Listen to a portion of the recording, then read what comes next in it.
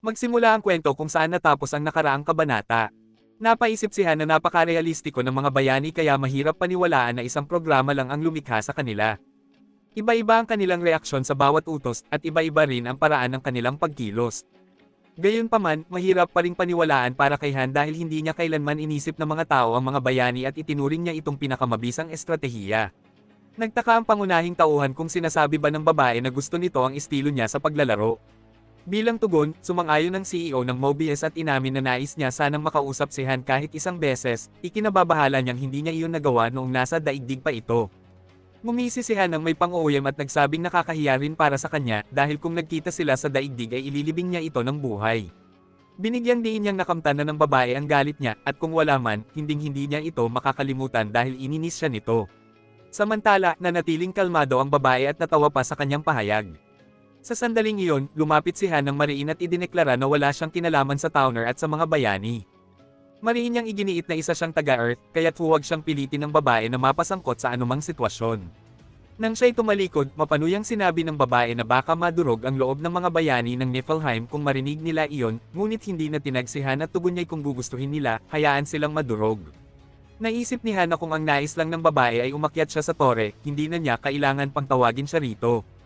Aminado si Han na patuloy na nakikipaglaban ang grupo ng Niflheim at halos wala silang naging casualty hanggang sa ika-88 palapag.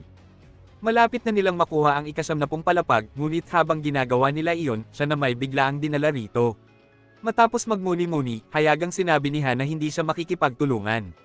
Sa nagbabadyang aura, mariin niyang iniutos sa babae na lumaya sa kanyang paningin bago pa maubos ang pasensya niya. Idiniin din niyang kahit maging bayani pa ito na magliligtas sa Mobius, wala siyang pakialam.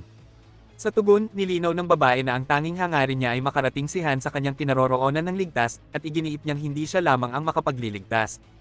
Naisip ng pangunahing tauhan kung siya ba ang nagpalitaw ng Dark Disciple sa ika-10 palapag, at mapanlikhang sumagot ang babae na paano kung siya nga. Pinayuhan niya si Han na huwag magalit at tiniyak na hindi na siya makikialam simula ika-15 palapag.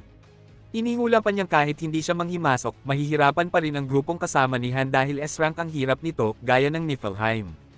Dagdag pa ng babae, kahit gaano kagaling si Han, mananatili sa humigit kumulang 70% ang posibilidad na sumuko ang kanilang master. Gayunpaman, maaaring magbago ang sitwasyon kung tutulungan niya ito.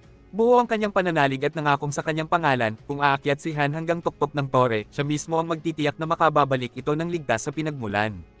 Bukod pa rito, ipinangako niyang ililipat kay Han ang kalahati ng kanyang mga pera mula sa Mobius Corporation, na magbibigay dito ng kapangyarihang maging pangunahing may-ari ng isang dambuhalang korporasyong kayang yumanig sa ekonomiya ng mundo. Nang tanungin ng babae kung tatanggapin ba ni Han ang kasunduan, mariin itong tumanggi. Dinugtungan niya pa na tatanggapin lamang niya ang alok kung hindi na ito magpapakita kailanman sa harap niya. Kahit naakit siya sa pangakong maibabalik siya at sa magagandang gantimpala, nanindigan si Han na hindi niya ito mapagkakatiwalaan. Tinanong pa ng babae kung bakit ganoon kalalim ang galit at pagkamuhi niya rito, ngunit imbes sumagot, muli siyang inatake ni Han gamit ang kanyang punyal. Bumuhos ng matindi ang dugo ng babae, habang mapanuyang sinabi ni Han na iyon na ang kanyang kasagutan. Buo ang paniniwala niya na habang umaakyat siya sa tore, unti-unting mahahayag ang mga katotohanang hindi pa niya alam. Sa isip niya, kahit hindi siya umasa sa tulad nitong walang silbi, makababalik pa rin siya sa daigdig gamit ang sariling lakas. Inalis ng babae ang punyal mula sa kanyang ulo at kinilala ang matibay na loob ni Han na hindi ito aakyat kung wala siyang ganitong tatag. Sa kabila ng pananakit at bastos na asal ni Han, patatawarin niya ito. Isiniwalat niyang bago ito umalis, ipapakita niya ang tunay na pro logo ng Pick Me Up na sadyang inihanda para sa kanya. Pagsisimula ng pro logo, biglang sumiklab ang matinding lilang liwanag at nagpakita ng lupain kung saan magkasamang namumuhay ang mga tao at kalahating tao, tinatawag itong Towner. Sa kontinenteng puno ng kapayapaan at kasaganaan, biglang sumalakay ang isang di kilalang kaaway. Ang biglaang pagsalakay na ito ang nagtulak sa kontinente na lumunin ng kadiliman at tuluyang magkawatak-watak. Ipinahayag ng CEO ng Mobius na mataas ang hirap ng Pick Me Up dahil dapat baguhin ni Han ang isang laban na nauwi na sa kabiguan. Binigyan din niyang kung nais ni Han na mailigtas ang mundo, kailangan niyang akyatin ang tore. Ipinaliwanag pa niyang marami pang bayani gaya nina Aaron, Jenna, at iba pa ang sasama sa kanyang paglalakbay. Dapat niyang pagkatiwalaan ang ugnayan nila ng mga bayani dahil nasa kanyang mga kamay ang kinabukasan ng mundong ito. Muli niyang idiniin na nakasalalay kinahanat sa kanyang master ang kapalaran ng mundo, kaya't nagtanong siya kung kakayanin ba nitong marating ang tuktok ng tore, na kailanman ay walang nakatapos. Isiniwalat niya maraming kalaban ang haharang sa kanyang landas dahil sa mga misteryosong lupain na nagtataglay ng makapangyarihang mga nilalang. Ngunit sa kabila ng lahat ng pahayag at pangakong iyon, nanatiling walang impresyon si Han. Gayunpaman, patuloy siyang hinikayat ng CEO na umakyat at tiniyak na hihintayin nila siya, ngunit mariin pa rin siyang sinupalpal ni Han. Maya-maya, binati ng sistema ang kanyang master dahil nagising na ang nakalimutang alaala ng bayani. Natapos na ang pag-advance ni Han at isa na siyang 2-star. Kasabay nito, nabawi niya ang kanyang lakas. Bumalik si Han sa ikalawang palapag ng Silid Advance, kung saan inilagay niya ang kanyang mababang antas na Advanced Stone, at nagtanong sa sarili kung iyon na ba ang katapusan. Samantala, ipinaalala ng sistema na pinahusay ng advancement ang kanyang antas at kakayahan. Pagkalabas niya sa silid, nadatnan niya si Aaron na naghihintay sa kanya. Pagdating ni Aaron, nagtanong siya kung ano ang ginawa ni Han doon ng mag-isa.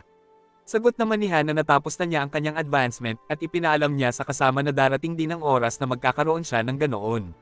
Napansin ni Han ang ekspresyon ng kaibigan at nag-isip kung may nangyari, ngunit tiniyak ni Aaron na normal lang ang lahat gaya ng dati. Pagkatapos, nagbalik tanaw si Han sa prologo at napagtanto niya ang dahilan kung bakit kailangang bumalik ni Aaron para sa nakababata nitong kapatid na si Nina. Gayunpaman, hindi nagbago ang layunin ni Han, ang umakyat sa tore at makabalik sa daigdig. Ngunit may isang nag-iba, mas nadarama niyang kasuklam-suklam ang lahat. Nangako siya na anuman ang pangalan ng taong nagdala sa kanya rito, babayaran niya ito ng utang na dugo. Kinabukasan, inanunsyo ng sistema ang isang server error apology sa lahat ng masters dahil sa hindi inaasahang downtime ilang araw na ang nakalipas. Nakaapekto ito lalo na sa mga nasa mababang palapag na nawala ng koneksyon. Naglabas pa sila ng artikulong naglalahad na sanhi nito ay isang hindi inaasahang pagkasira ng server. Napagtanto ni Han na may kinalaman iyon sa nilalang na lumitaw sa ika-10 palapag. Bilang kabayaran, nagbigay ang sistema ng 500 gems, 50,000 gram gold, at isang gift ticket na nagpapataas ng pabor ng bayani sa master. Idinagdag din nila ang isang pansamantalang patakaran na 3 araw na bukas ang lahat ng daily dungeons. Maya-maya, masiglang binati ni Isel si Loki sa kanyang advancement, ngunit napansin niyang hindi masaya si Han kaya't nagtanong siya kung may nangyari. Sa isang mapanuring tingin, inamin ni Han na nakatagpo siya ng totoong katawan ni Isel. Naisip ng pangunahing tauhan kung siya ba ang CEO ng Mobius Corporation. Nabigla si Isel at kinakabahang nagtanong kung gaano nakarami ang narinig ni Han. Ngunit ngumisi lamang si Han at sinabing wala siyang pakialam at walang magbabago sa pakikitungo niya rito. Habang nakaupo sa bangko, sinabi niya sa diwata na aakyat siya sa tore at hinimok siyang tulungan siya, na agad namang sinang-ayunan ni Isel. Masiglang iniabot ng diwata kay Han ang isang gintong tiket na maaari niyang ipalit sa kahit anong bagay na nais niya. Hindi siya nagpa-impress at tinanong kung ito ba'y galing talaga sa kanya. Ipinaliwanag ni Isel na ito'y mula sa master, at kahit ang tangang master ay alam kung gaano kahanga-hanga si Loki. Ang mga gift ay ibinibigay kapag nagawa ng bayani ang isang bagay na gusto ng master o nakapagtamo ng isang tagumpay. Kinakailangan ng ginto batay sa halaga ng regalo, at kung mataas ang antas, kailangan ng gems at bihirang sangkap. Karaniwan itong gamit ang premium currency, ngunit kung may gift ticket mula sa mga event, libre ito.